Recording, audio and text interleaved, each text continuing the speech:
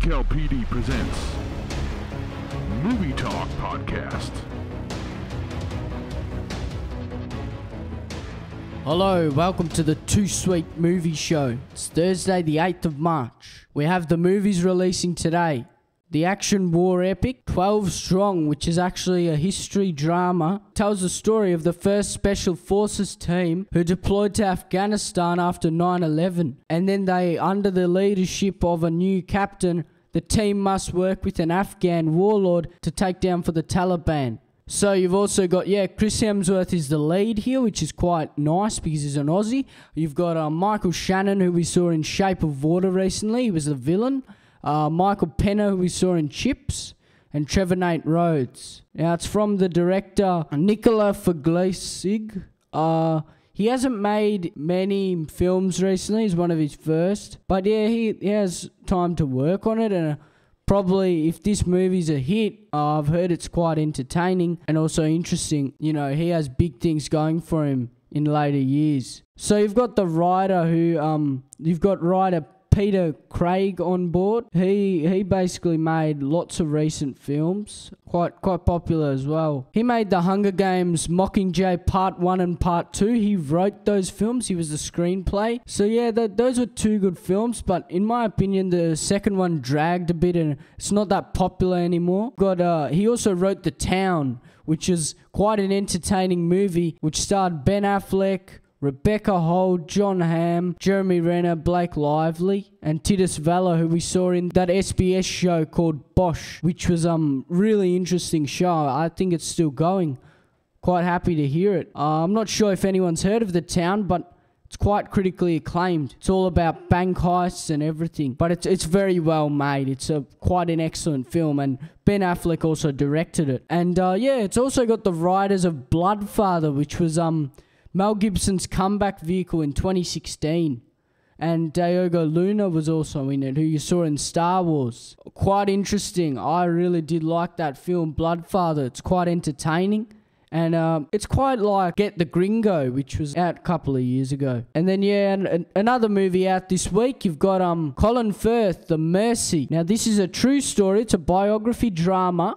It's getting critically acclaimed. It's about the incredible story of amateur sailor Donald Crowhurst and his solo attempt to circumnavigate the globe and the struggles he confronted on the journey while his family awaited his return is one of the most enduring mysteries of recent times. And it also looks like a little small film. It's from BBC Films, and you got director James Marsh. He directed one episode of The Night Of and also The Theory of Everything, which starred Eddie Redmayne, Felicity Jones, quite popular in 2014. So yeah, you've got a big director on board, so it certainly helps the film. And then you've also got the writing, which is done by Scott Z. Burns. He's the screenplay. He wrote The Bourne Ultimatum, which was quite an exciting movie in 2007, and so many movies have come since then, and it's also critically acclaimed. Matt Damon, one of his best films he's ever made. Quite entertaining, really is, Bourne Ultimatum. So you've got a big writer on board, happy to hear it. You've also got,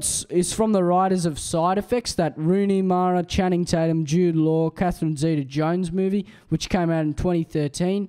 And the movie before, Contagion, which also starred Matt Damon, and then also Kate Winslet on board. Also from the writers of The Informant, which starred Matt Damon. It was one of these crime comedies, also very critically acclaimed.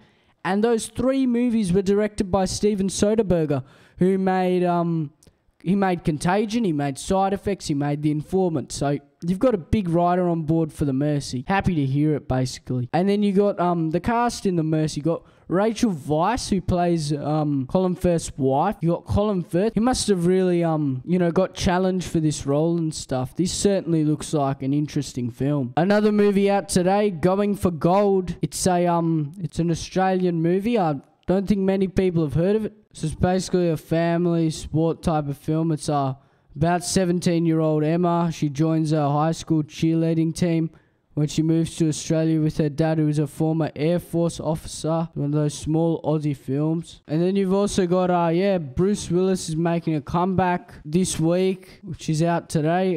Death Wish looks quite entertaining. It's based on those Charles Bronson films. It's a remake about Dr. Paul Kersey.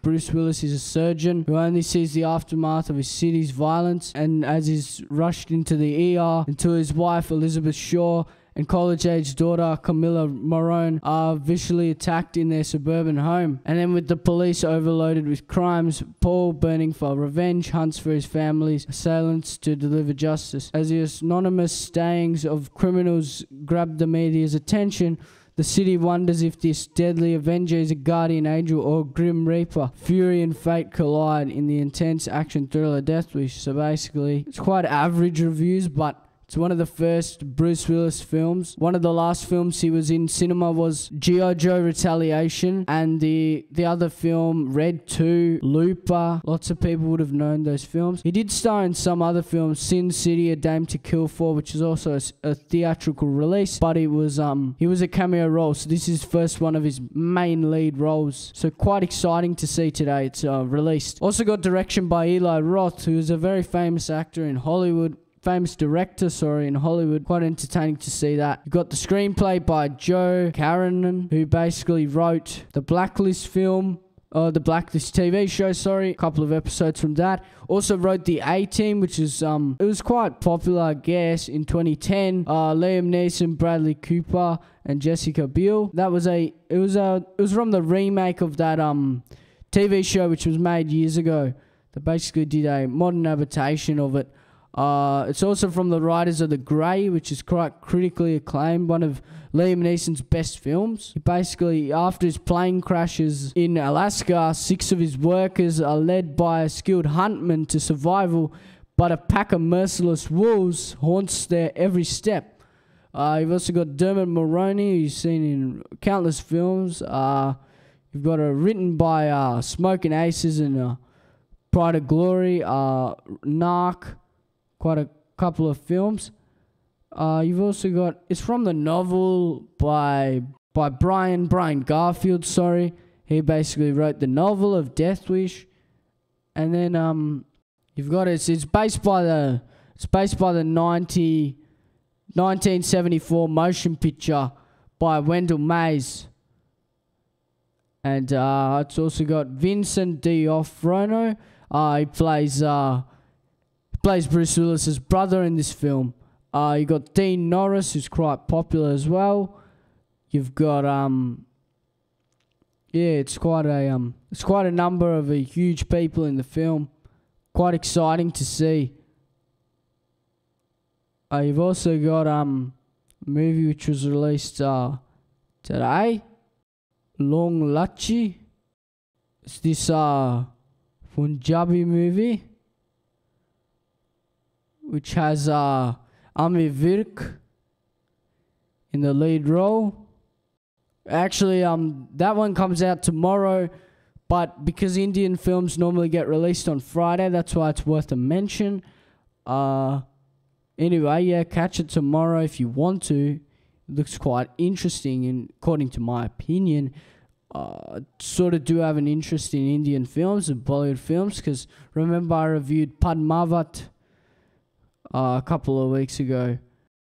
Alright, now on to my big review of Game Night. Saw it the other day. It's really exciting watch. You've got Jason Bateman, Rachel McAdams, Kyle Chandler, and Jesse Plemons, who we saw on the post recently. Lots of people think it's just one of those crude comedies like Identity Thief and all those type of films, but it's very different, and it's confusing at times, but also exciting. It's an interesting mystery to watch. It's basically about a group of friends who meet regularly for game nights and find themselves trying to solve a murder mystery. Yeah, I did have fun with this film. It's you laugh quite a bit. It's exciting. It's got so many crazy things in it. Like the writers had some good ideas on board, and they certainly delivered. So yeah, they're the couple, Jason Bateman and Rachel McAdams. They're a couple. and then they love doing game nights, but then one night it just changes. Basically, the scheme of it certainly switches and stuff, and then you've got basically Brooks, who is Jason Bateman's brother. He's taken away, and then after that, certainly sort of a thing happens, and then basically all the couples who are involved in this game night, which they go to the friends, basically they get given clues and they have to basically follow it. So it's a bit like Cluedo. It's quite interesting to watch, and you got crazy car crashes, crazy funny moments in this film. It's a comedy, it's a crime and a mystery. It's quite interesting. Like it's very entertaining. It's lots of people say it's one of the best comedies of 2018 so far. You know, it's just an entertaining ride basically, because it's so nice to watch. It's very interesting, and also stay for the post-credits scene. It's quite funny. Just warning some people. And also surprising, this type of stuff comes from Warner Brothers, which is a major studio. You know, just lots of the films have been out. They've sort of been similar, and they've been not different and stuff. So basically, lots of people have been saying mainstream comedy done right. I can sort of agree. All the twists in it are exciting to watch. Directed by the horrible bosses. Oh, I really did love those films. So I'm happy that got to see it the other day. Yeah, I think it's still doing strong. It's got lots of sessions still, so be sure to check it out. And, you know, it's sort of different when you start watching it. It's a very, very nice ride. I'll probably give Game Night an 8 out of 10. Yes, because I really did like the cast, like the writers, I like the direction for the film.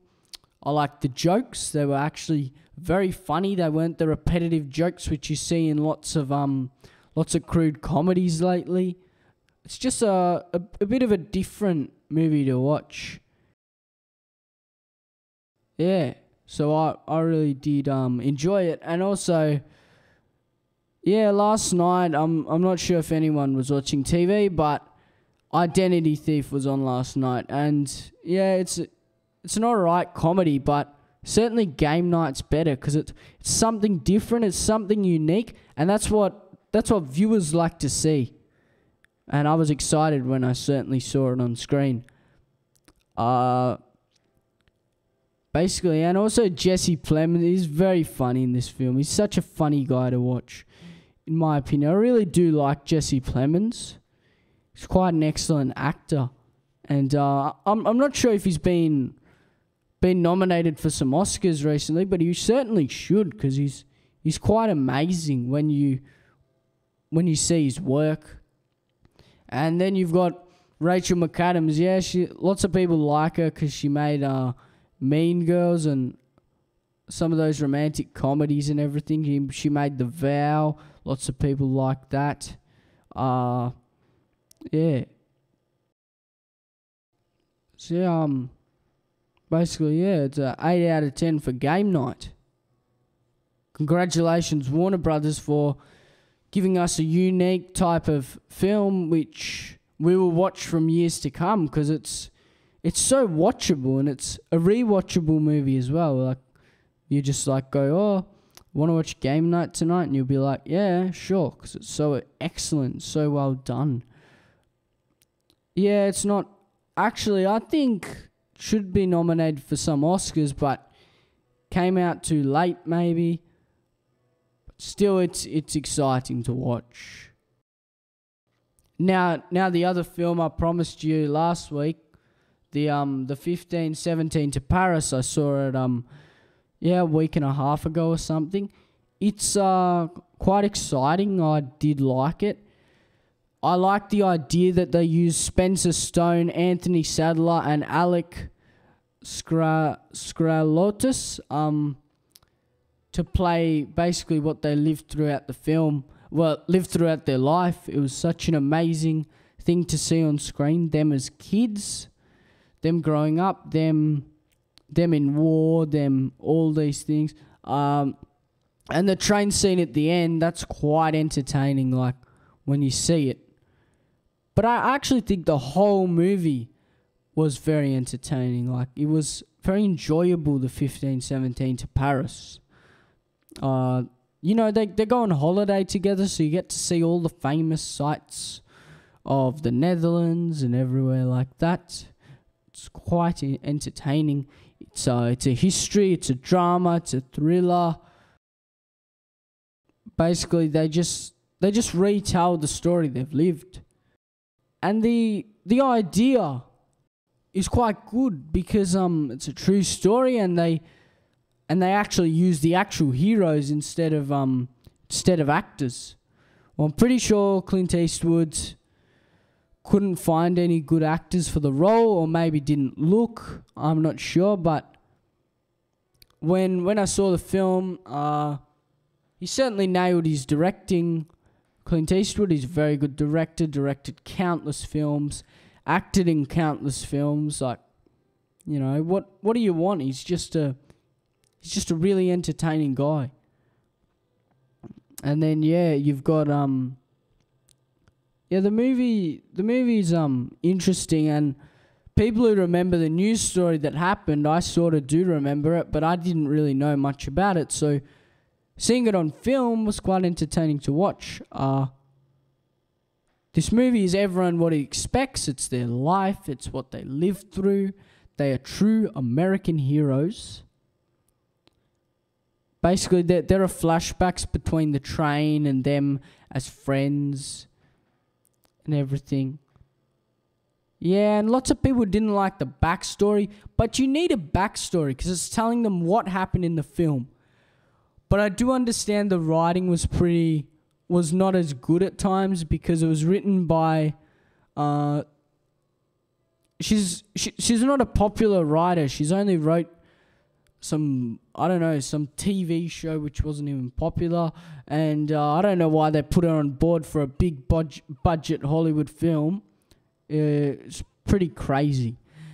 And people who think it's a non-stop action flick with guns going everywhere and train and everything, yeah, it does have train stuff, but it's not an action flick. It's a history drama about their life.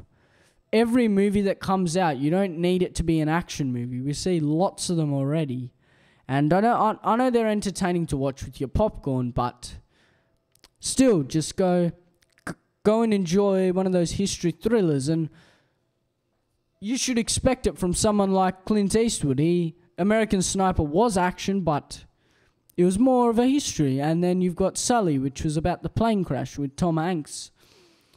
He's certainly a very smart director in Hollywood. And yeah, this thing was a really big tragedy. More than 500 people on board or something. They were attacked by this terrorist who got on. And then, they basically saved all their lives, and they are very smart people and also brave people. You really got to admire their courage. And everybody says, Eastwood never disappoints. Clint Eastwood never makes a bad film. I can certainly agree with that. I certainly did like countless of his films he's been in. They've all been entertaining. They've all been interesting. If nobody knows what happened, it was basically in August 21st, 2015, which is almost 3 years ago. And they travelled through Europe and everything. And it shows a message, like ordinary people can do extraordinary things. And I'd certainly agree. If nobody knows, it's basically, it was a Tails train, THAYLYS in 2015. And I agree.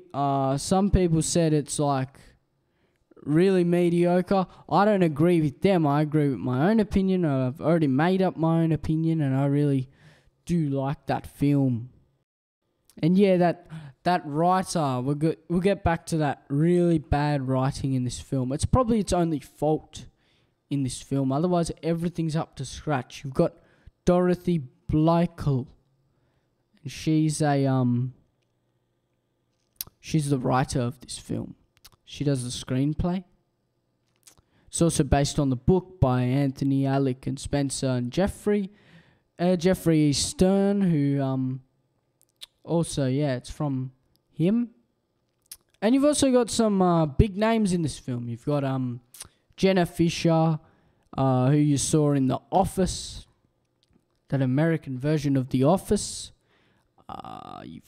She was in Brad's Status lately, which was with Ben Stiller. I don't think it was that popular in Australia because it wasn't at my local cinema.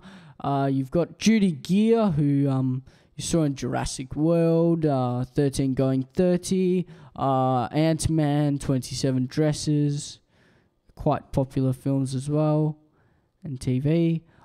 You've got Thomas Lennon, who you saw in We're the Millers. He's quite a funny actor, and I was happy to see him again for the 15-17 to Paris. He did his role pretty much perfectly. Happy to see it. He was also in The Hot Tub Time Machine 2, and he's been in Transformers Age of Extinction as well. It's also got the star of Wonder in this film. He played Julian Bryce Geyser. He's one of the... He plays Alec when he's younger, about 11 to 14 years old. And then you've got Jaleel White, who you saw in Big Fat Liar and Dreamgirls, a couple of not really popular film, but he's a bit of a famous face sometimes. Now you got Tony Hale, who you saw in Arrested Development. He's most known for that program. Yeah, he has a role in this film as well. He's been in countless TV, Community, Law and Order, Dawson's Creek. He's been in The Heat. He's been in quite a bit of films. So yeah, I think I'm just gonna wrap up my 15-17 to Paris review. Probably give it a 7 out of 10. Now on to the Indian comedy. Now, yeah, I did see this about a week ago. It's quite entertaining. It's that masala style of comedy, but it's quite different because it's not the usual Indian masala style you see normally. So basically, the story goes like this: Titu is going to marry a perfect woman named Sweetie, and Titu's best friend Sonu doubts Sweetie's character and tries to break the marriage, while Sweetie tries to do the opposite, and which leads to the war between bromance and romance. Yeah, if you're familiar with the bro code, you should understand this film. Basically, yeah, it's a bit of a romantic comedy, but it's also about the bros. Like, the bros are important as well. Like, they all have a say in everything which happens. Now, yeah, it's a director of Love Ranjan. He's very famous for Pyar Ka Panchnama 1 and 2, which were quite critically acclaimed in India. So yeah, this time he has taken a challenge to show us the fight between girl versus friend. Yes. Who do you choose? You choose your girlfriend or you choose your mate. That's basically what the story is. So basically, Sonu is a best friend of Titu, and since school, he's always been protective of his friend all the time, and after successfully conducted a breakup by Sonu, Titu plans to get settled and finds out Sweetie for an arranged marriage. However, Sonu has insists that she is not the right girl, and I'm not revealing much. But from the trailer, it is clear that it is a fight between boy's best friend or girl. Basically, see the film if you want to know who won. It's quite interesting. It's a nice film, and you've got the music is very nice as well. You've got music from Yo-Yo Honey Singh, which is a famous rapper in India. you've got Zack Knight, who is in the original Bomb Diggy song. He creates like a sequel type of thing in this film. You've also got Neha Kakkar. She's very popular in India as well. She's a very nice singer. Basically, it's suitable for the film's mood. I think that the music, which is in the film, certainly does it quite well. And then like Sunny Singh and Kartik Aryan have some very good performances in this film. Basically, Nusrat Bachura is basically the girl who always hits the note. Basically, her expressions, like the way she looks, is quite nice to see. You've got her smile. Smile's quite nice, and the supportive cast is good as well. And the two men in the film are always nice to watch. They in a way they are nice to watch because they know how to do their parts properly and they know them. They have some funny one-liners throughout this film, which just make you laugh because they're sometimes damn stupid and sometimes actually well done because the writing team were actually working hard on this film. And it's a rewatchable film. I'd watch it again. It's quite interesting. The camera works up to scratch. The editing is quite nicely done. The locations where they go to this big party overseas. It's quite interesting to see. There's always models everywhere and them jumping into pools and the dialogues. Oh, the dialogues are quite funny, as I was saying. It's quite excellent.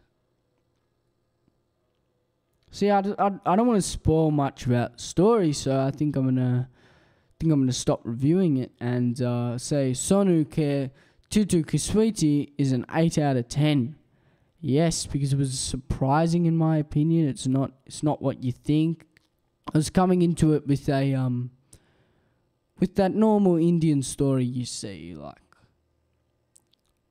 but they certainly gave us a not weird movie, but sort of different, and yeah, the difference of it was quite interesting to see. It's quite a good film, and yeah, stay for the end credits because there's this song by Yo-Yo Honey Singh, Chote Chote Peg. They didn't choose to put it in the film, so they put it in the end credits when it's playing. So yeah, I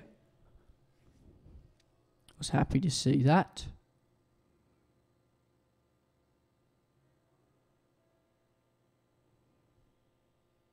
So yeah, I think I may have got to mention, but also this week, Samson's still out, but I think it left my local cinema with Billy Zane, who you saw in the Titanic. It's one of those Christian films about God and everything, but it's a biblical as well, so it will have some good action scenes and, you know, just some entertainment. May go and see it, I'm not sure. I haven't really made up my mind, but I did watch the trailer and it looks exciting to see. So yeah, I guess that's good. Guess that's good to hear it. And also still out, you've got Red Sparrow with Jennifer Lawrence, Joel Edgerton, Mary Louise Parker, and Jeremy Irons. Yes, when I get the chance to see it, because I watch Game Night first, and then probably the next one I'm seeing is Red Sparrow. I'll be happy when I watch it. It looks very entertaining. You've got Jennifer Lawrence.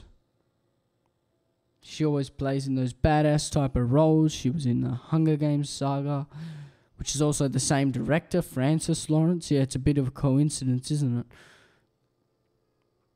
So yeah, so basically she's a ballerina and then she's recruited to Sparrow School, which is actually a Russian intelligence service, where she's forced to use her body as a weapon. And it looks like a really good mystery thriller. I know it's going to have some action here and there, and it's mostly going to be mystery and thrills. I'm happy to see it. Another movie out, you've got 3 Billboards Outside Ebbing, Missouri, which is quite popular in the Oscars because it's been nominated for lots of things. Frances McDormand and Sam Rockwell. Well done to them. They certainly earned their nomination. And I think they added more sessions for The Darkest Hour due to Gary Oldman being nominated for the Oscars. Quite happy to see that as well, because I didn't really have an interest in this film. I have a little bit of an interest now due to the Oscar acclaim. But, I can watch it soon, so I can watch it on DVD or something. And, Phantom Thread's also out, but I think that's out at Art Cinemas. Yeah, I didn't go and get to see it, but never mind. It's didn't really have an interest in it that much anyway. Yeah, still out. You've got Helen Mirren in Winchester. Yeah, I didn't want to watch it, and I still haven't, and I think it left my local cinema. Also got Sarah Snook from The Dressmaker. Another movie still out. You've got Paddington 2, which is showing exclusively in V Junior, probably last week. And you've got Insidious, The Last Key. Oh, that looks like crap. I chose to avoid it like the plague because it looks like garbage. Don't really care about that film. You've also got The Barbecue. I think it left my local cinema. It's a bit of a dud, but I think it's still showing in some other cinemas. You got Manu, Shane Jacobson, Magda Shabansky, Julia Zamiro, all those Aussie people. Yeah, not really excited for that one, and that's why I sort of avoided it and chose not to see it. You've also got Lady Bird, which is out. I think it's a bit of overrated stuff. It's not Oscar worthy. Well, I'm not sure, but I don't think it is. Saoirse Ronan, who plays Lady Bird. I know you've heard of it. Lots of people have. Call Me By Your Name. It never went to my local cinema, but I think it's still showing in art cinemas, so you can catch it maybe sometime. You've got Monster Family, which is out this week. I'm like, what the heck is Monster Family? You've got Emily Watson, Jason Isaacson, Nick Frost, Celia Emery, some animated family comedy thing. Nah, I don't think I'm going to go see it. It looks like pretty much rubbish. And then you got the Indian horror movie Pari, which stars Anushka Sharma Kohli. It's quite exciting. Lots of people are saying. Also out, still released. Finding Your Feet, Joanna Lumley, Imelda Staunton, and Celia Imrai. Film Stars Don't Die in Liverpool, still out for limited release in local cinema. I think it's in my local cinema with Annette Bening and Jamie Bell. Some other Chinese films out. You've got Detective Chinatown 2. You've got Operation Red Sea. May go see it, but normally those movies don't go to my local cinema, so that's why I sort of don't see them. Otherwise I would probably, because I don't have anything against those type of films. Yeah, another film out. You got Monster Hunt 2, some animated comedy sci-fi family thing, which is also a Mandarin film, which is in language Mandarin. You've also got Ava and Lala out this week. I think it's out in limited release. Apparently it's a 2014 film, so I don't know why it's coming to Australia it's quite of a surprise, and I don't think I'm going to see it. Didn't really have an interest in that one, so sort of leave it out. So yeah, getting on to some movies coming out. You've got March 15th, which is next Thursday. Alice of Vikander, Dominic West, Daniel Wu, Kristen Scott Thomas. Yeah, finally there's a big adaptation of Tomb Raider. Last time we saw her was when she was Angelina Jolie played Tomb Raider, but now you got a different type of adventure story which is coming out next week. It's from the director of Raw Atag, who hasn't made many Hollywood films, hasn't made any, so it's his first direction to go to Hollywood. Let's see if it's a hit or a fail. You've got the writer. Yeah, the written work is from the people who made the story. Evan Dougherty, he wrote. He had work on Snow White and the Huntsman, Winter's War, Teenage Mutant Ninja Turtles, and Killing Season. And then, yeah, the cast is like that. Looks like one of those big films. Hopefully it goes good. You've also got A Wrinkle in Time, which is releasing quite soon. You've got Oprah Winfrey, Reese Witherspoon, Mindy Kaling, Chris Pine, Zach Galifianakis. Yeah, Michael Penner's back again. You got him on board. I think he's a bit of a small role, but it'll be exciting to see him again. Yeah, and then you've also got Peter Rabbit, which is out soon, releasing on the 22nd of March. James Corden is the voice of Peter Rabbit. You've got Domhnall Gleeson and the singer Sia and Margot Robbie. Yeah, Margot Robbie does the voice work. Sam Neill's on board. Daisy Ridley, Rose Byrne. A couple of other people. I think it's mostly a British cast. Gareth Davies, Tom Greaves. Animated comedy film. It's basically an adaptation of the Beatrix Potter classic tale of the rebellious rabbit trying to sneak into a farmer's vegetable garden. Yeah, it's family fun for the whole family. Directed by Will Gluck, who made the Annie reboot with Will Smith, which lots of people detested in 2014. I didn't think it was that bad. Also from the directors of Friends with Benefits and Easy A. So he's gone to a bit of family territory with this one. So bring the family on board for a family time. From the writers of Alexandra and the Terrible, Horrible, Not Good, Very Bad Day. It was Rob Liber who wrote that. Yeah, that was alright, but it wasn't that good. Come on. It was a bit rubbish.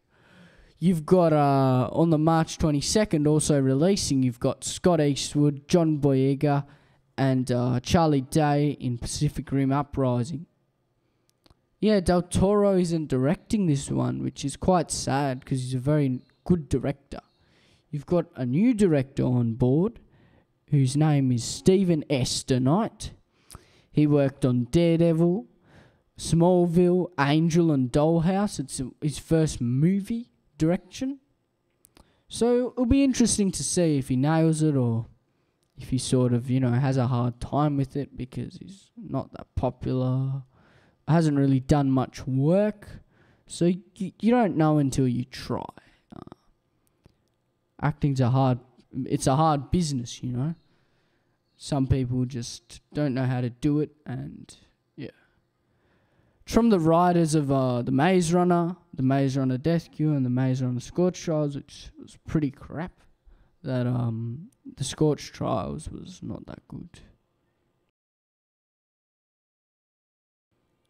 On the 28th of March, you've got John Cena and Leslie Mann's comedy Blockers. Now, I'm sure the trailer, you've probably seen it. It's been trending on Facebook everywhere. Everybody's excited to see it. Looks quite funny in my opinion. You got direction by Kay Cannon. She directed... Oh no, it's her first directorial debut, but she worked on Pitch Perfect, How to Be Single, and 30 Rock. So that's a big type of thing.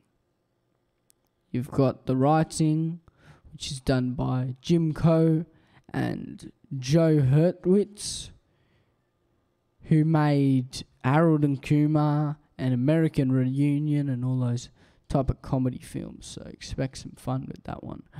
You got also the written work by Hayden Scholarsberg, who worked together with him, I'm pretty sure. Evan Russell, who wrote Girl Boss and worked on Pitch Perfect as well, we know that. On the 29th of March, you've got Ready Player One releasing, which is directed by Steven Spielberg, which stars TJ Miller, Simon Pegg, and Julia Nicholson. Quite exciting, this one. I'm sort of excited for it. Saw the preview a couple of times at the cinemas. Will be quite an entertaining movie to watch. Bit excited for that one. Ben Mendelsohn's also in it. Quite happy to see it. 29th of March, you've got The Death of Stallion, Isle of Dogs, Early Man, Sherlock and Holmes. On the 5th of April, you've got Every Day, which is a fantasy romance. Angora Rice and Justice Smith, sort of a new type of...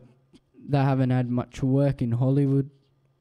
Sort of one of their first acting debuts. I guess there's sort of big things for it, because it's from the director who made The Vow, Michael Sutsky.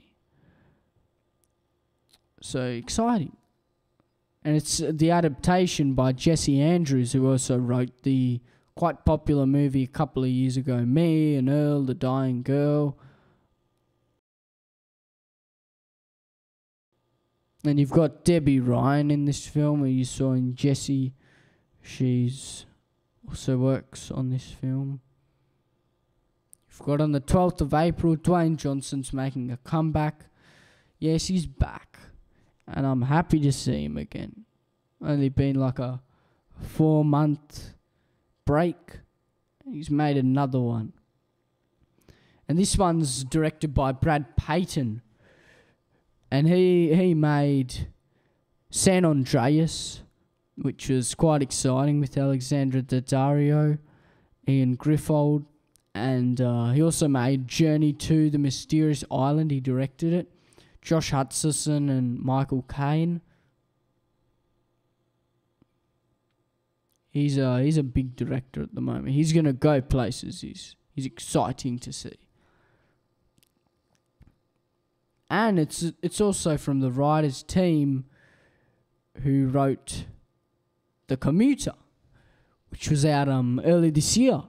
And it was quite nicely done. And also Non-Stop, which Ryan Engel, he's the screenplay. And also it's from the screenplay of Lost and Colony. He worked on it as well. The writers of Hercules, Ryan J. Condal, Adam Slevik, who wrote Due Date and The Maid of Honor.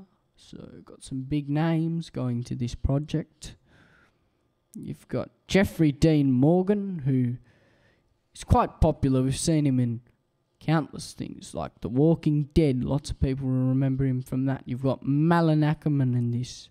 Naomi Harris, who you saw in the Bond series. William Lee.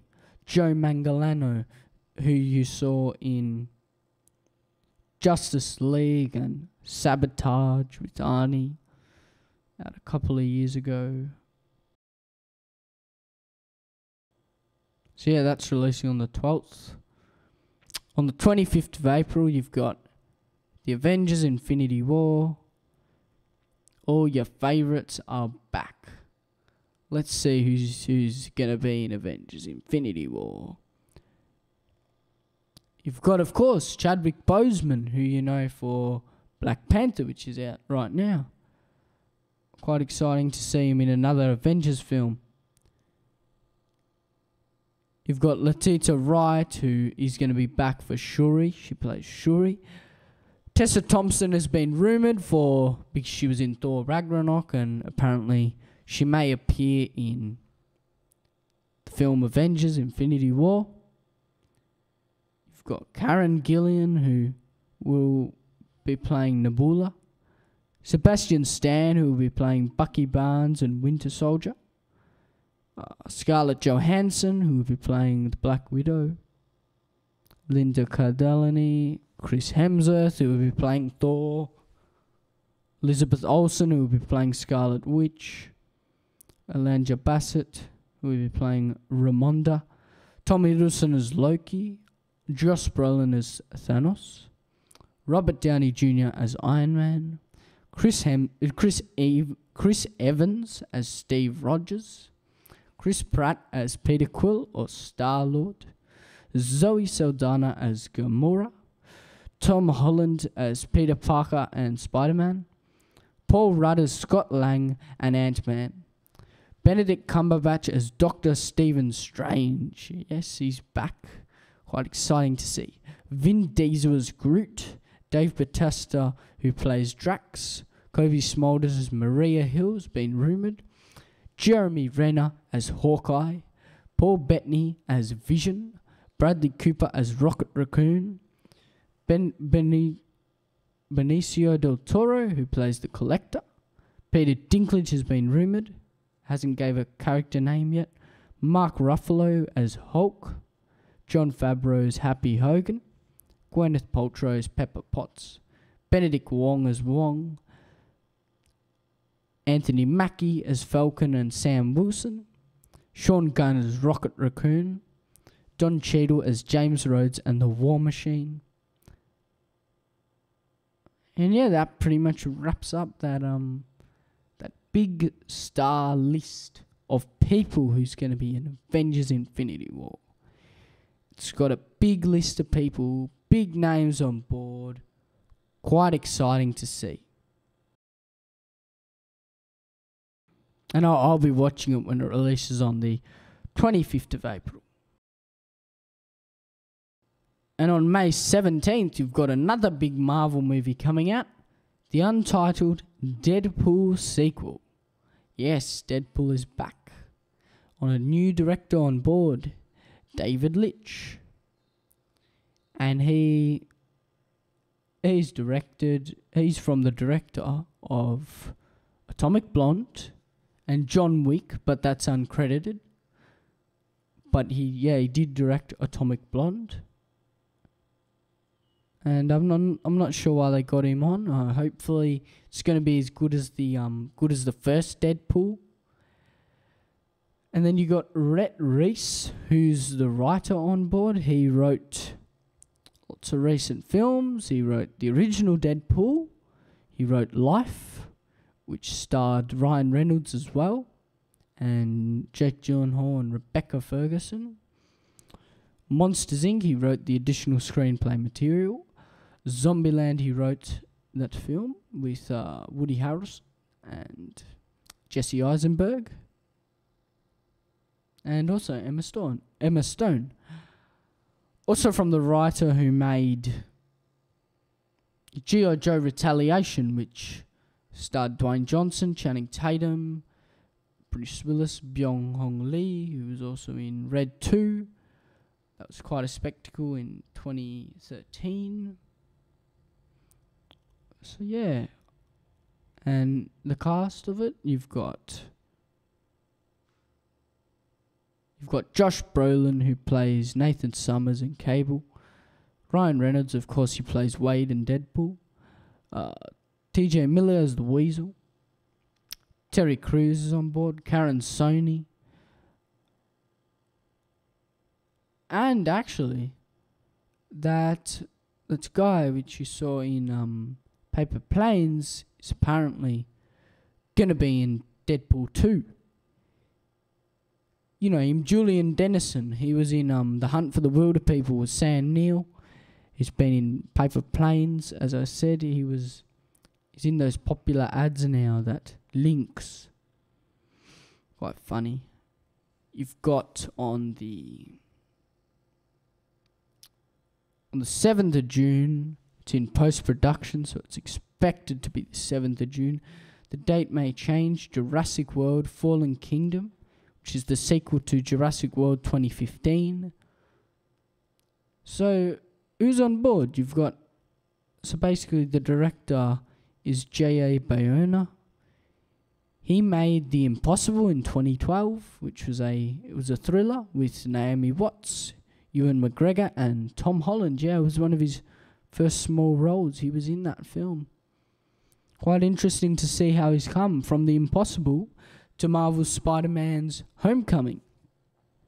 Quite exciting to see. I'm not sure if anyone's seen it, but it was the story of the tourist family in Thailand when they're caught in the destruction of the Indian Ocean tsunami.